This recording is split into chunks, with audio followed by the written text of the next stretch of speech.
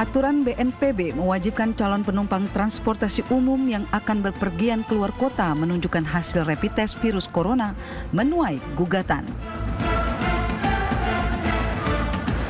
Adalah Muhammad Soleh, seorang pengacara asal Surabaya yang mengajukan gugatan uji material ke Mahkamah Agung. Surat edaran gugus tugas percepatan penanganan COVID-19 nomor 7 tahun 2020 itu dianggap bertentangan dengan keputusan Menteri Kesehatan yang tidak mewajibkan calon penumpang transportasi melakukan rapid test. Penggugat juga menganggap rapid test yang hanya diwajibkan bagi calon penumpang pesawat terbang, kapal dan kereta api itu selain diskriminatif juga dianggap tidak efektif. Terlebih, biaya pemeriksaan rapid test yang relatif mahal semakin memberatkan calon penumpang. Tim TV One mengabarkan. Ya, benarkah rapid test ini menjadi ladang bisnis? Kita langsung akan mendalami dengan 3 narasumber, tapi yang sudah terhubung bersama kami sudah ada 2. Ya, ini sudah ada Pandu Riono, ahli epidemiologi Universitas Indonesia. Selamat pagi, Pak Pandu. Selamat pagi, Pak Pandu. Selamat pagi, Mbak Rati dan Mas Arif. Terima kasih waktunya, Pak Pandu. Kemudian juga ada M. Soleh, penggugat aturan rapid test. Selamat pagi, Mas Soleh. Selamat pagi, Mas Soleh. Ya. Pagi Mbak, pagi Mas Fadil. Saya mau ke Mas Soleh dulu, Mas. Ini sudah melayangkan gugatan ke MA. Sebenarnya apa yang mendasari, poin-poinnya apa saja Anda mendasari gugatan ke MA mengenai kewajiban rapid test untuk para pengguna transportasi umum? Jadi pada tanggal 25 Juni pagi hari kita sudah mendaftarkan gugatan terkait aturan dari surat edaran nomor 7 gugus tugas. Kita menganggap bahwa gugus tugas nggak punya kewenangan ngatur masyarakat. Gugus tugas ini bukan menteri, gugus tugas itu dibentuk oleh Kepres.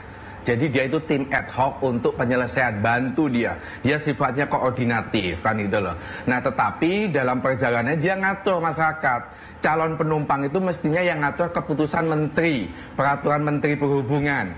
Nah peraturan menteri perhubungan nomor 18 berubah menjadi nomor 41.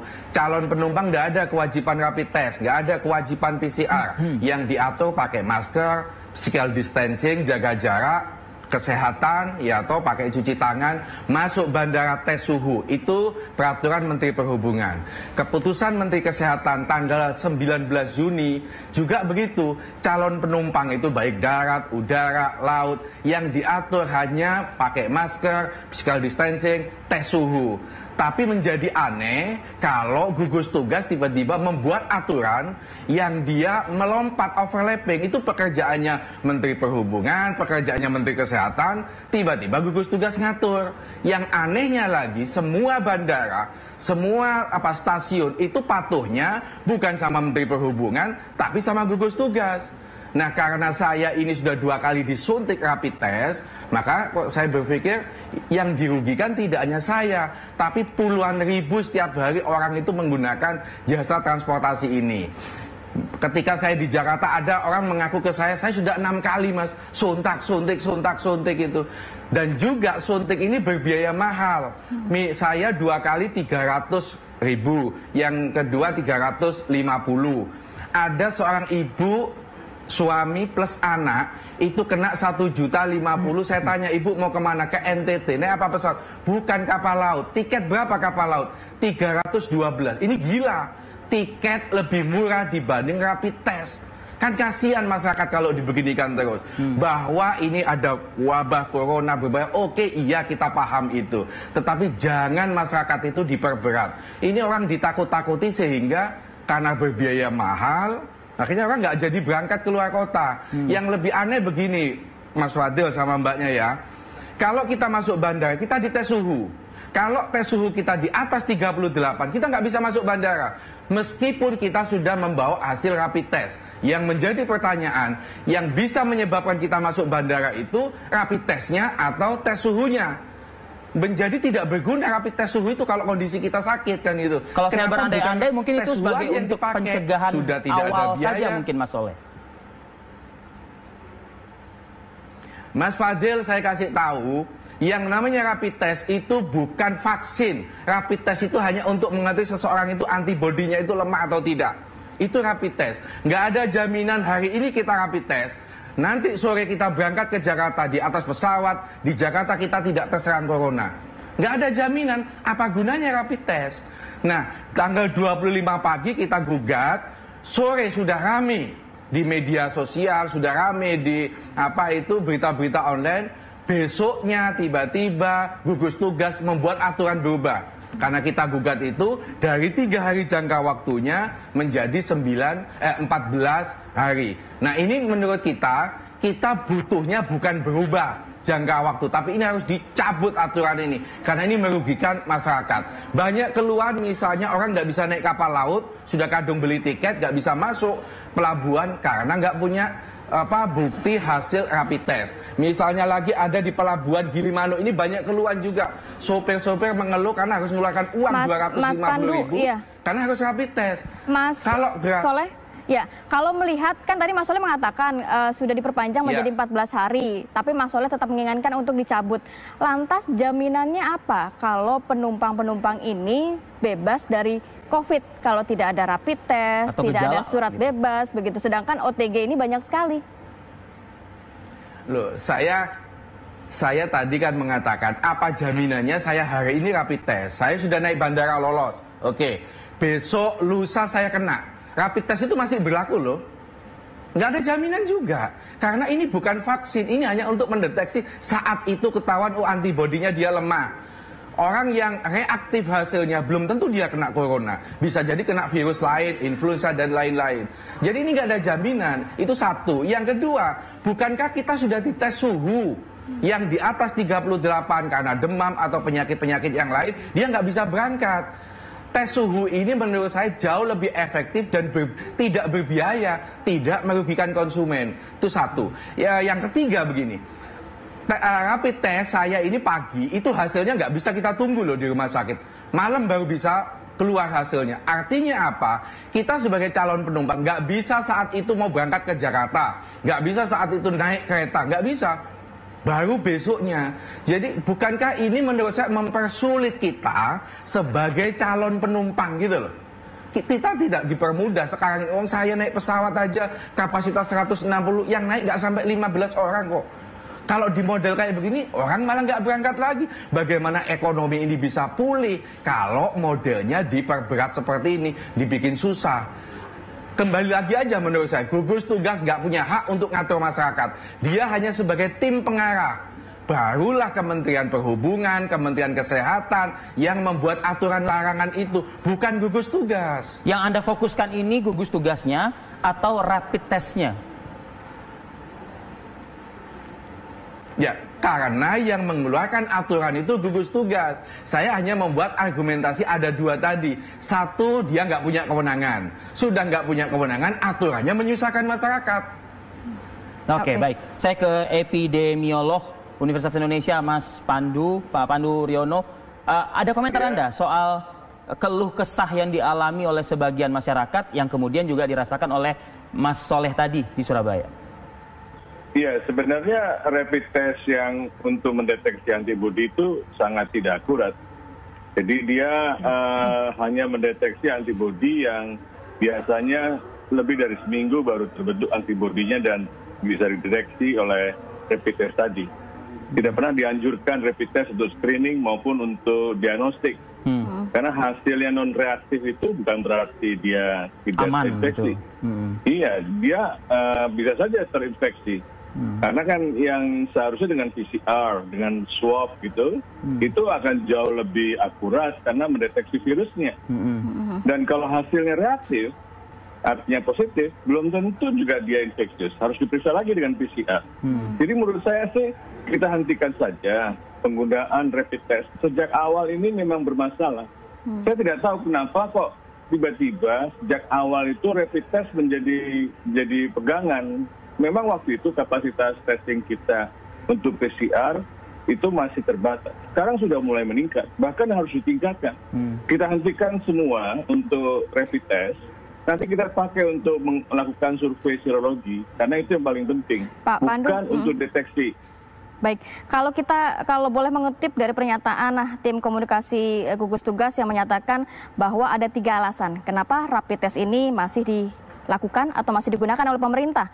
Kabarnya populasi yang sangat besar, kemudian lab yang belum merata di daerah, serta deteksi dini dan penghematan biaya. Mungkin nanti dari Pak Pandu bisa dikasih pencerahan atau apakah memang ada solusi lain selain menggunakan rapid test. Tapi kita tahan dulu Pak Pandu, Mas Soleh. Nanti kita akan kembali juga, akan berbincang juga dengan Mas Dhani Amrul Ihdan saat lagi.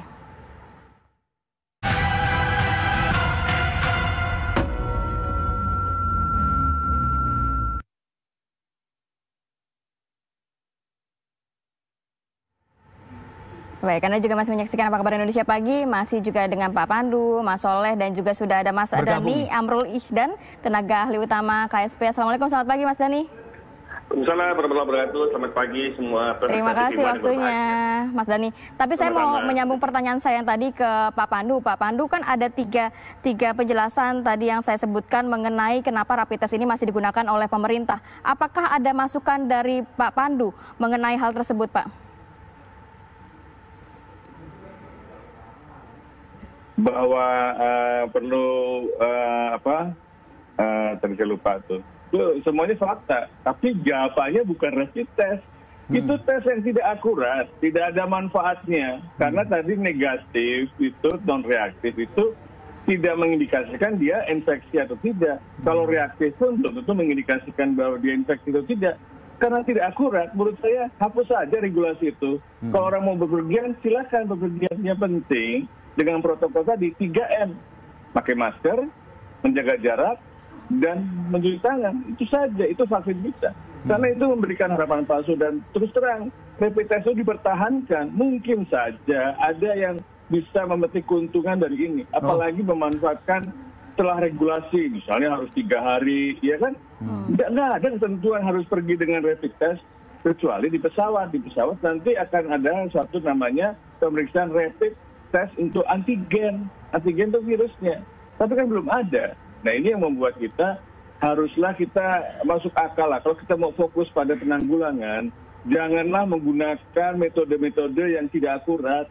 Itu memberikan informasi palsu dan juga rakyat itu harus membayar mahal yang nggak perlu. Pak Pandu, itu yang menurut saya harus ditegaskan oleh kita semua. Pak Pandu, kalau yang saya tangkap sih oke, rapid test no, oke, kita alihkan ke yang akurasinya jauh lebih mumpuni, swab test begitu atau PCR. Angkanya sampai 90 lebih kan, kabarnya kan seperti itu. Nah, ini konon kabarnya juga nggak bisa cepat. Sedangkan Mas Soleh tadi, itu dia menginginkan yang dipertanyakan, kalau saya mau berangkat hari ini atau misalnya besok begitu, ya masa harus menunggu 2 hari untuk hasil PCR ini keluar begitu, Pak Pandu? Iya, makanya kan tidak perlu tes. Kenapa harus tes? Tidak perlu tes? Tidak perlu. Oke. Tidak perlu tes. Karena hasilnya tidak akurat dan tidak mungkin. Nanti kalau sudah ada rapid tes antigen beda loh sama tes yang sekarang, antibody, itu akan lebih akurat dan itu biasanya dipakai untuk perjalanan pesawat dan sebagainya. Rapid test antigen itu seperti apa, Pak Pandu? Mungkin bisa digambarkan lebih? Iya, sama juga dengan swab ya, tapi kita meriksanya memang antigen, yang sekarang kan antibody dengan darah, gitu kan. Dan sebenarnya pemeriksaan PCR yang dengan di lab itu dalam waktu sehari selesai. Kalau dengan Gen Expert itu atau tes cepat molekuler 4 jam selesai. Tapi itu belum ada kan saat ini? Kalau tes cepat molekuler untuk dengan TCM udah ada.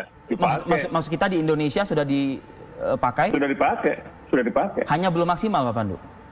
Memang belum maksimal karena itu kan sebenarnya untuk tes untuk mendeteksi Mycobacterium tuberculosis. Kemudian ternyata kita bisa mengadakan cartridge untuk memeriksa COVID. Tapi kan sarananya masih terbatas karena kita masih mengimpor cartridge-nya. Akankah kosnya lebih mahal lagi nantinya? Enggak juga sih, tapi nanti kan Bandung, Unpad, dan teman-teman di Bandung itu sudah akan memproduksi tes cepat antigen. Nah, itu yang bisa dipakai untuk solusinya. Kalau memang untuk masih diinginkan untuk dites. Baik, saya ke Mas Dhani Amrul Ihdan, tenaga ahli utama kepresidenan. Mas Dhani, ada gugatan yang disampaikan oleh M. Soleh ya, seorang pengacara di Surabaya. Ini pribadi ya Mas Soleh ya, Anda menggugatnya ya? Ya, Oke. Pribadi ya. Oke, Mas Dhani, ini mempertanyakan apa wewenang gugus tugas mengeluarkan surat edaran yang mewajibkan rapid test. Hanya awalnya ada 3 hari, lalu direvisi begitu ya. Kemudian diperpanjang menjadi 14 hari. Tapi rapid test itu masih menjadi klausul penting begitu. Ya, apa yang dilakukan oleh gugus tugas, tentu kan gugus tugas itu berdasarkan kepada berbagai pertimbangan-pertimbangan keilmuan yang sudah ada. Dan tadi sudah disampaikan oleh Pak Pandu dan teman-teman bahwa yang namanya rapid test ini kan adalah screening awal. Bahwa RDT atau Rapid Detection Test ini kan ada 2, ada rapid test yang ada RDT yang antibody, ada yang antigen. Nah, saat ini kan BPPT itu juga lagi melakukan finalisasi untuk melaunching buatan sendiri ya, buatan Indonesia, rapid test baik yang antigen maupun antibody. Yang kebanyakan dilakukan di Indonesia itu kan yang RDT yang antibody. Antibody ini sebenarnya RDT yang antibody ini dilakukan juga bukan cuma di Indonesia tapi juga di Amerika. Kalau yang RDT antigen dilakukan di Korea Selatan dan Malaysia. Ini kan juga dengan plus minus yang ada ya, kita melakukan ini diagnosis awal ya, sebagai screening awal. Jadi ini bukanlah merupakan suatu kesimpulan akhir, kita juga sama-sama sepakati bahwa ini adalah sebuah screening awal yang harus dilakukan dengan tahapan-tahapan berikutnya, bahwa yang paling penting tadi yang Pak Pandu sampaikan tadi, pada ujung-ujungnya adalah kembali kepada kesadaran masyarakat untuk melakukan social distancing, masker, dan sebagainya. Nah, mengenai gugatan kepada Mahkamah Agung, tentu kami melihatnya dalam kerangka tentu hak warga negara untuk menyampaikan setiap gugatan tersebut, dan kami meyakini sepenuhnya bahwa Mahkamah Agung di dalam koridor hukum juga melihat berbagai aspek di dalam mempertimbangkan keputusan hukumnya, dan keputusan hukum itu juga Mahkamah Agung melihat dari berbagai aspek keadaan kondisi faktual yang terjadi di lapangan, bahwa dengan populasi Indonesia yang banyak diperlukan screening awal, dan juga asas kehati-hatian yang dilakukan oleh pusat-pusat tempat-tempat keramaian dan juga alat-alat transportasi itu dijadikan pertimbangan yang logis. Jadi penggunaan rapid test, khususnya rapid test yang antibody yang dilakukan di Indonesia adalah sebuah konsekuensi logis dari kondisi faktual yang ada saat ini di lapangan, Mas Dhani, yang harus kita jalankan. Oke, Mas, tapi begini, seberapa sense of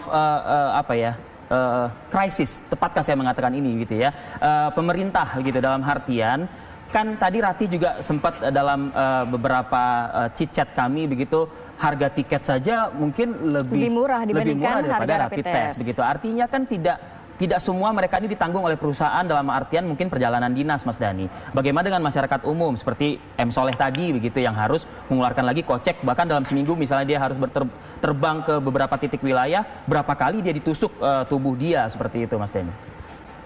Ya, tentu mengenai harga ya, karena memang harganya kalau yang antibody ini sekitar 200.000, 300.000, kemudian yang antigen juga itu lebih mahal memang harga ini. Ini juga kita lakukan evaluasi dan pemerintah cari solusi ya. Bagaimana supaya jangan sampai ini harga tes ini lebih membebani masyarakat secara lebih jauh, sehingga harga tiketnya juga sudah mahal, tesnya juga mahal ya. Ini kita juga lagi cari solusi yang tepat, sumber-sumber yang juga tepat untuk menurunkan pembiayaan dari tes rapid test ini. Ini kita terus cari solusi ya, Mbak.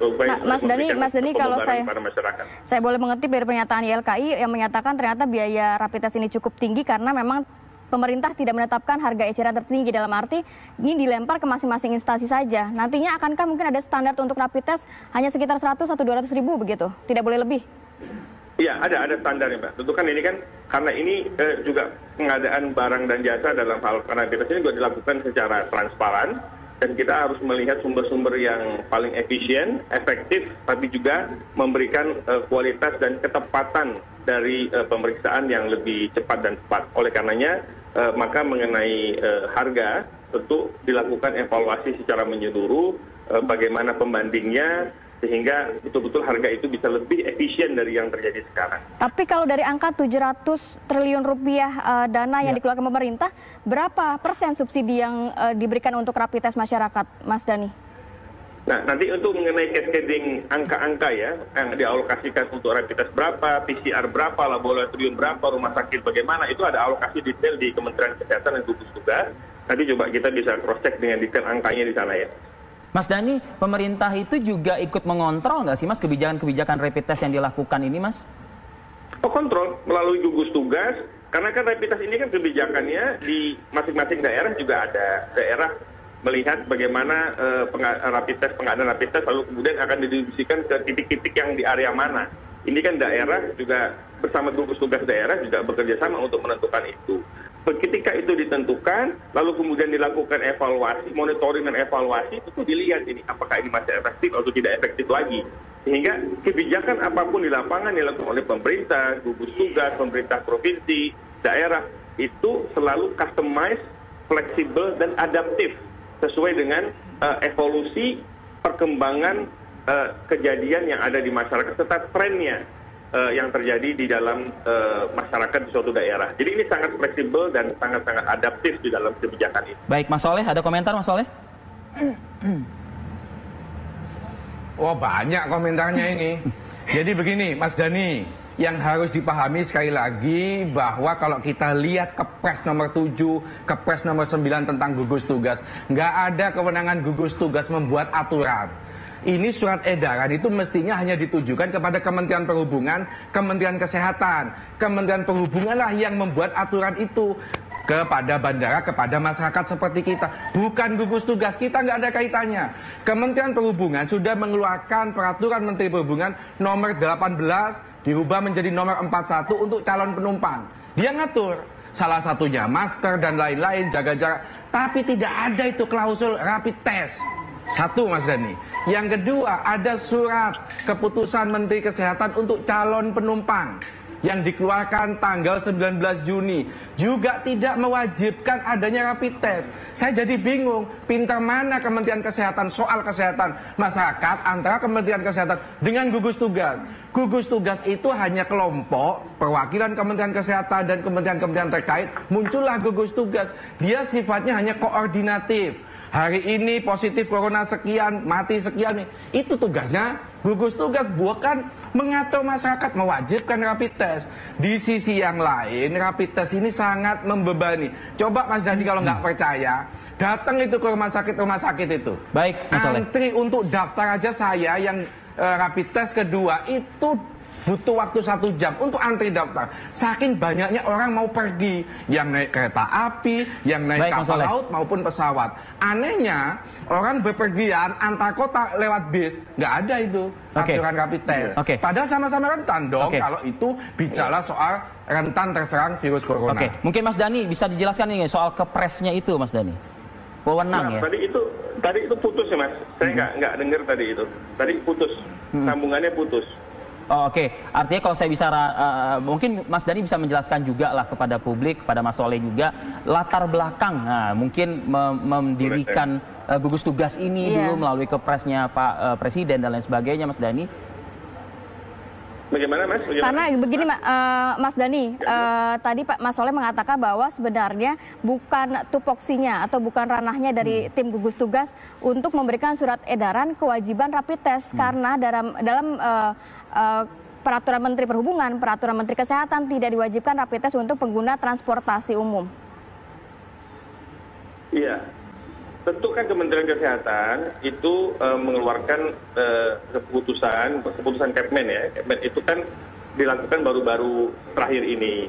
Nah, sementara gugus tugas itu mengeluarkan surat edaran ketika masa pembatasan sosial berskala besar. Ini dalam kerangka melakukan screening, karena salah satu tugas gugus tugas adalah melakukan screening, kontak tracking, dan melakukan pembatasan penyebaran. Jadi yang dilakukan itu dalam fase containment, kemudian delay, dan mitigasi. Itu 3 hal itu yang dilakukan oleh gugus tugas. Nah, ini kan dalam rangka containment dan mitigasi. Containment dan mitigasi ini jadi satu. Inilah yang dilakukan oleh gugus tugas sehingga melakukan screening di tempat-tempat yang dianggap menjadi pusat-pusat penyebaran atau risiko terjadinya penyebaran. Tapi kenapa kewajiban rapid test ini? Koridornya demikian. kenapa kewajiban rapid test ini hanya untuk pengguna transportasi udara, kemudian kereta api dan juga laut. Tadi Mas Soleh mempertanyakan kenapa bis ini tidak perlu rapid test. Ya, tentu kan itu dilakukan karena pada waktu itu kejadiannya demikian karena paling banyak itu kan risikonya di 3 sarana transportasi tadi. Namun demikian ini kan tadi saya katakan di awal bahwa kebijakan ini adalah selalu adaptif, fleksibel, berdasarkan kurun waktu dan kejadian yang terjadi pada waktu tertentu. Sehingga ketika saat ini sudah tidak relevan lagi, tentu kan dilakukan evaluasi, Pak, surat edaran itu. Akan dilakukan evaluasi secara menyeluruh sehingga output kebijakan yang dilahirkan adalah yang sesuai dengan aspek kemasyarakatan, kebutuhan kemasyarakatan, dan juga aspek epidemiologi, public health yang harus menjadi koridor di dalam pencegahan penyebaran COVID-19 ini. Oke, baik, saya ingin ke Pak Pandu Riono deh mendengar komentarnya juga. Pak Pandu, usai jeda pariwara berikut ya, kita coba nanti dengar ulasan Pak Pandu lagi. Saat lagi pemirsa.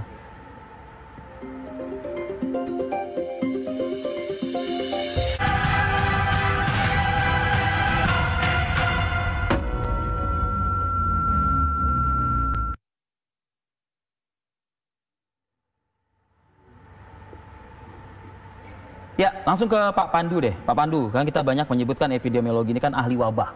Ya kan? Nah, tapi nah, jadi tapi sampai gini, Pak Pandu tadi cukup berani, Pak, di awal diskusi kita mengatakan nggak perlulah rapid, udah nggak usah ini. Lantas pertanyaan yang muncul di dalam benak masyarakat, lantas bagaimana men-screeningnya atau apa? Nah, Pak Pandu juga sudah menjelaskan menggunakan antigen begitu. Nah, tapi sekali lagi waktu saat ini memang belum secara maksimal bisa mempergunakan hal tersebut karena memang masih istilahnya produksi dan lain sebagainya. Apa nih yang pantas untuk mencegah wabah ini semakin terus menjalar gitu loh, wabah? Ya, sejak awal pandemi itu bulan Maret, saya sudah menentang penggunaan rapid test. Jadi dalam respon pandemi ini, apapun yang akan dilakukan, jangan sekali-sekali menggunakan rapid test karena itu tidak akurat. WHO juga menganjurkan tidak pakai, tetapi nggak tahu kenapa negara ini menggunakan rapid test dan banyak dipakai, banyak beli, dan kemudian harus menjadi kewajiban rapid test. Kalau kecurigaan Pak Pandu apa, Pak? Karena tidak mengerti mungkin, atau ingin mencari jalan pintas. Jadi sebenarnya adalah kita harus memperkuat kapasitas pemeriksaan PCR. Itu yang paling penting. Sehingga kita fokus untuk penanggulangan pandemi ini. Kita mau serius nggak sih? Tapi butuh dana besar, Pak Pandu, kalau PCR. Nggak juga. Teman dari Bandung itu, tanya aja Pak Gubernur Ridwan Kamil. Biaya rapid test sama biaya PCR nggak jauh beda. Nggak jauh beda. Berapa jadi tuh Pak bedanya, Pak? Saya nggak tahu. Tanya aja sama beliau. Jadi ini adalah suatu masalah bahwa kalau kita ingin serius, gunakanlah alat yang akurat, karena rapid test itu tidak akurat sama sekali. Pak Pandu, negatif, ya. Saya agak terkejut Pak Pandu kalau misalnya Pak Pandu tadi mengatakan kurang paham, kurang ngerti gitu. Saya yakin para penyelenggara negara ini, begitu, menteri kah itu? Belum tentu Pak. Banyak kebijakan itu karena kepanikan, karena tidak bertanya pada ahlinya. Ya, meskipun para pejabat-pejabat ini juga dikelilingi juga oleh para ahli-ahli juga begitu. Iya, tanya aja para ahlinya. Kita tanya kepada Ikatan Dokter Patologi Klinik. Itu kan jawaban sementara. Tapi kalau kita ingin menanggulanginya, seriuslah menanggulanginya dengan mesin PCR. Ya kita tingkatkan. Akhirnya kita bisa kan? Kita bisa, kita mampu. Problemnya kita mau atau tidak. Itu problem utama kita. Kita mau menyelesaikan pandemi atau kita ingin berlama-lama dengan pandemi ini. Itu menjadi masalah besar kok. Indonesia itu tergolong peringkat 97 dari 100 negara yang aman. Artinya negara itu juga banyak negara di sekitar kita melihat bahwa kita tidak serius, tidak terkoordinasi, tidak mendengarkan pendapat ahli. Jadi yang menurut saya adalah, oke lah, sekarang stop semua penggunaan rapid test, antibody tadi, kita kuatkan PCR kita.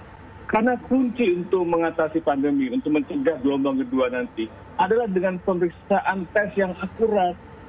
Kalau tidak akurat, itu akan menimbulkan kesalahpahaman dalam mengambilan keputusan. Akurat dan tidak membebani masyarakat ya?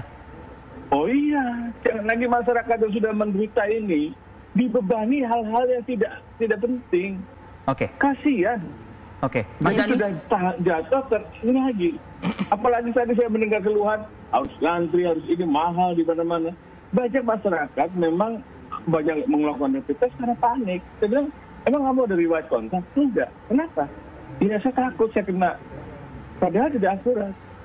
Mas Dani, ya. Mas Dani deh.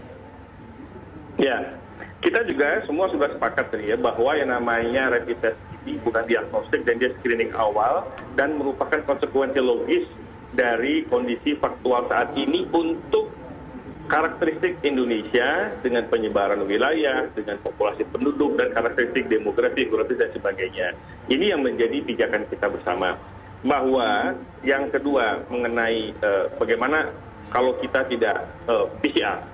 PCR itu sekarang kan targetnya Presiden sudah 20.000 ke atas, ya kita sudah mencapai 25.000. Itu kan juga menunjukkan bahwa terjadi eskalasi dari konsekuensi dari tes PCR yang sekarang sudah dilakukan secara masif, sudah 25.000, dan akan dituntut harus 30.000. Ini kan dilakukan secara komprehensif, secara simultan ke seluruh wilayah-wilayah Indonesia, khususnya daerah-daerah zona merah dan kuning. Nah, kemudian yang ketiga, yang lebih penting lagi bahwa pengadaan alat-alat tes ini juga dilakukan dengan transparan, dengan metodologi yang paling efektif, paling efisien, dan dilakukan evaluasi dan monitoring yang ketat dari pemerintah dan lembaga-lembaga penegak hukum. Presiden telah memerintahkan agar KPK, BPK, semua lembaga-lembaga negara untuk mengawasi dengan ketat penyelenggaraan ini, sehingga tidak boleh terjadi sedikit pun penyimpangan dalam kondisi yang pandemik ini. Dan yang paling penting lagi, kita juga berpikir realistis dan lihat faktanya. Angka kesembuhan di Indonesia itu sudah meningkat cukup pesat.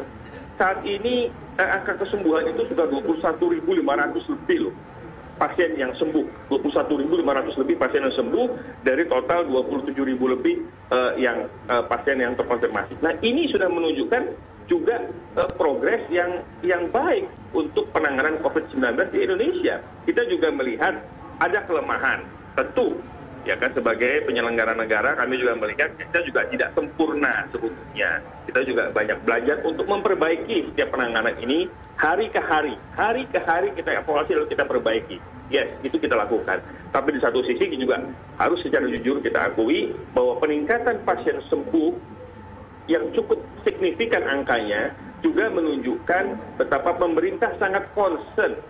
Gugus tugas Kementerian Kesehatan, lembaga, semua concern untuk penanggulangan ini dilakukan dengan baik. Nah, jadi kita juga melakukan apresiasi nih terhadap pemerintah, terhadap tenaga medis, aparat semua yang telah melakukan memberikan dedikasi yang luar biasa dalam hal penanganan jika ada peningkatan pasien sembuh. Ini juga menjadi satu apresiasi tersendiri tentunya. Mas Dani, kalau yang soal tadi penyelenggaranya yang nggak ngerti, nggak paham mungkin gitu, gimana Mas kira-kira Mas? Ya, kami juga melihat ya, tentu yang disampaikan oleh Pak Pandu dalam hal ini juga tidak dibilang kalau penyelenggaranya tidak paham, tentu tidak betul juga karena mereka juga telah dibekali oleh ilmu yang juga ilmunya sama, dasar hukumnya sama, aturannya sama. Hanya yang perlu diperbaiki adalah tingkat konsistensinya. Ini yang kami melihat perlu diperbaiki, tingkat konsistensi ini di dalam melakukan treatment, di dalam melakukan penanganan agar punya standar yang sama di beberapa tempat dan wilayah. Ini yang kita harus perbaiki karena gugus tugas di pusat didampingi juga oleh para ahli di bidangnya, dari mulai epidemiologi, public health, dokter-dokter, tenaga medis, itu semua ada platform-platform keilmuannya. Tugas daerah juga demikian. Ada dinas kesehatan daerah yang juga punya basic keilmuan dan pengalaman jam terbang yang cukup mumpuni, track record yang baik. Nah, ini kan semua ada dasarnya, ada track recordnya di dalam mengambil kebijakan-kebijakan itu. Tidaklah mungkin negara mengambil sebuah kebijakan yang tidak didasari oleh bidang ilmu, data science, dan juga track record yang terjadi di lapangan dan juga dalam koridor beberapa waktu yang lalu. Ini yang diambil pembelajaran oleh negara, oleh pemerintah, baik pusat maupun daerah di dalam melakukan kebijakan-kebijakan strategis dan taktis di lapangan. Kalau misalnya sudah baik, sudah para ahli yang memang juga ikut berpikir bagaimana menuntaskan COVID-19 ini, pertanyaannya kemudian yang nanti juga oleh Mas Soleh, oleh Pak Pandu, rapid antigen ini nih, Mas Dhani, sebagai pengganti rapid antigen. Ini kan sudah tadi saya sampaikan di awal bahwa BPPT telah memproduksi dan akan segera melakukan produksi massal dan meluncing untuk dalam hal rapid test yang antigen maupun yang antibody. Itu dua-duanya di launching. Terutama yang antigen ini memang diminta untuk segera di launching karena ini menjadi salah satu tools yang dikategorikan oleh para ahli itu lebih efektif lah daripada yang antibody. Masih lama, Mas Dhani. Ini yang dilakukan oleh pemerintah untuk segera melakukan produksi massal dan launching dengan waktu yang tidak terlalu lama. Dalam waktu dekat berarti ya, Mas ya? Ya, betul. Demikian juga yang untuk beberapa alat PCR juga terus kita datangkan dalam jumlah yang cukup besar. Bahkan saya juga dapat informasi bahwa pemerintah juga lagi mengusahakan alat tes PCR yang lebih canggih, yang hasilnya tidak perlu memakan waktu 1-2 hari atau seminggu gitu. Jadi hasilnya bisa dikeluarkan dalam waktu yang cepat. Itu juga ada salah satu alat PCR dari Korea, dari Cina dan beberapa negara itu yang bisa mendeteksi, mendiagnosa hasilnya keluar dalam waktu yang relatif semoga PCR-nya banyak, rapid test antigennya banyak, tapi beban masyarakat juga jadi berkurang ya, Mas ya, nggak jadi bayarnya harus mahal. Ya, betul. Saya mau ke Mas Soleh dulu. Mas Soleh, mendengar penjelasan dari Mas Dhani mengenai pemerintah ini terus melakukan evaluasi mengenai kebijakan-kebijakan yang dikeluarkan oleh pemerintah, dan tadi juga sudah dijelaskan mengenai tupoksi dari tim gugus tugas. Ada tanggapan, Mas? Jadi kalau saya tidak sependapat dengan Pak Danu kalau pemerintah tidak paham, bukan tidak paham, tidak mampu berempati susahnya masyarakat kan itu. Buktinya BPJS dinaikkan dengan kondisi masyarakat yang lagi seperti ini, dan itu pun kita gugat juga, kita tinggal tunggu. Nah, Mas Dhani yang harus dijawab begini, kalau kita masuk bandara, masuk stasiun, suhu kita di atas 38 itu nggak bisa masuk, rapid test itu nggak ada gunanya. Uang 300.000 menjadi percuma kalau kita masuk bandara, suhu kita itu di atas 38. Kenapa bukan tes suhu aja yang digunakan untuk mendeteksi orang ini bisa masuk bandara, orang ini sehat atau tidak gitu. Kenapa harus rapid test? Itu satu. Yang kedua, besok Selasa kita akan gugat lagi surat edaran nomor 9 yang dia merubah jangka waktu 3 hari menjadi 14 hari. Karena yang kita tuntut, Mas Dhani, ini harus dihapuskan, menyusahkan calon penumpang, ya toh, berbiaya mahal, menghabiskan waktu, kita harus ke rumah sakit, pagi, malam harus ke rumah sakit lagi untuk ngambil hasil, baru besok kita bisa berpergian keluar kota, kan itu. Oke, sedikit saja ditanggapi mungkin Mas Dhani. Kesulitan masyarakat itu oleh karena pemerintah selalu mencari terobosan dan solusi yang terbaik bagaimana masyarakat supaya tidak terbebani, terutama yang berkaitan dengan harga ya, supaya lebih efisien tentunya. Nah, mengenai dua-duanya harus dilakukan, baik itu rapid maupun pengaturan suhu badan. Bahwa pengaturan suhu badan itu penting dilakukan karena kan terlepas itu ada COVID ataupun tidak COVID, tapi kalau orang suhu badan tinggi, tentunya kan ini berpotensi sekali di dalam melakukan penyebaran penularan penyakit ya, apakah itu demam atau flu, maka kan ini berisiko untuk melakukan penyebaran penyakit. Nah, kalau orang itu panas lalu kemudian melakukan penyebaran, itu kan daya tahan tubuhnya kan juga lemah orang itu. Nah, karena daya tahan tubuhnya lemah, maka disarankan untuk tidak berinteraksi. Berarti nggak ada gunanya dong rapid test. Perjalanan. Ya. Rapid test memang tidak ada hubungannya. Satu sisi itu adalah pencegahan terhadap penyebaran penyakit kalau suhu badan, ya dalam hal ini adalah demam atau flu. Di satu sisi rapid test adalah screening awal antibody yang tadi juga sudah dijelaskan oleh Pak Pandu tentang fungsinya. Bahwa ini ada kelemahan ya, karena ini bukan diagnostik tentunya. Nah, oleh karenanya pemerintah kita akan mengevaluasi kan sesuai dengan masukan para pakar, termasuk masukan dari Pak Soleh tadi. Kita ya, Mas Dhani, kalau sama-sama ada kelemahan, Mas Dhani, Mas Dhani, kalau sama-sama ada kelemahan bahwa rapid test itu hanya untuk ngetes antibodi, tidak ada jaminan. Kenapa rapid test nggak dicabut, ditinggalkan, tes suhu aja yang dilakukan? Mungkin belum ada gantinya, belum siap dengan gantinya mungkin Mas Soleh. Orang pakai masker, physical distancing. Loh, bukan pakai tes suhu aja. Sebelum mampu PCR tadi, pakai tes suhu. Oke. Ya karena ini dua hal yang berbeda. Satu untuk melakukan, tadi sudah saya jelaskan kan, tadi untuk mencegah terjadinya penularan, untuk penyakit demamnya, supaya tidak menularkan orang lain yang menyebabkan daya tahan tubuhnya. Ya, daya tahan tubuhnya itu kan lemah kalau orang yang sakit panas kan. Nah, jadi akan berbahaya dia. Orang yang sakit panas itu bagi dirinya, dia juga akan membahayakan dirinya sendiri kalau dia berangkat. Karena kalau terjadi apa-apa juga dia daya tahan tubuhnya akan lebih mudah turun. Nah, kemudian yang rapid test tadi kan berbeda. Dia hanya sebagai screening awal, bahwa screening awal ini, seperti rapid test ini tidak lagi diperlukan ke depannya, kalau memang para ahli berpendapat demikian dan diuji secara empirical, data sainsnya juga demikian, maka ini tidak menutup kemungkinan, terbuka kemungkinan kalau rapid test yang antibody ini juga direview atau tidak diperlukan lagi, diganti dengan PCR ataupun yang rapid test yang Mas Dhani, faktanya sekarang dirubah. Bukan dibatalin loh itu. Faktanya ini kan dirubah dari 3 hari menjadi 14 hari. Artinya tidak ada keinginan dari pihak gugus tugas, pemerintah untuk mencabut ini. Gitu loh. Ini sudah membebani masyarakat ini. Cobalah yuk turun ke terminal, turun ke stasiun, turun ke bandara itu. Bagaimana orang itu susah ke rumah sakit itu. Keluar duit mahal, 300.000. Saya kemarin di Jakarta ada orang 6 kali disuntik itu karena harus bepergian. Saya besok Selasa ini mestinya harus rapid test lagi. Tapi karena saya sudah tes rapid test minggu lalu, masih berlaku. Kalau itu dirubah menjadi 14 hari. Kasihan masyarakat. Baik. Terima kasih Pak Soleh. Jadi saya kira itu yang sampaikan Pak Soleh itu data faktual di lapangan, itu jadi masukan yang konstruktif bagi kami ya. Saya akan sampaikan untuk bahan evaluasi ya Mas Dhani ya. Kita akan sampaikan ke teman-teman di gugus tugas untuk juga melakukan evaluasi terhadap data lapangan dari Pak Soleh dan dari teman-teman tadi. Jadi itu sangat-sangat konstruktif ya Pak Soleh ya, dan kita akan segera lakukan evaluasi secara menyeluruh itu. Terima kasih Pak Soleh masukannya. Terima kasih Mas Soleh, terima kasih Mas Dhani Amrul Ihdan, tenaga ahli utama kepresidenan. Pak Pandu Riono. Oke, makasih semuanya. Kita tunggu ya Pak Pandu sama-sama ya Pak.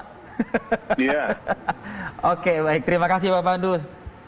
Semoga itu juga menjadi bahan evaluasi ya, nanti ke depan lebih baik dan juga lebih mudah untuk masyarakat. Tidak perlu lagi rapid test ya, Vi ya. Sesaat lagi kita akan mengajak pemirsa nantinya untuk melihat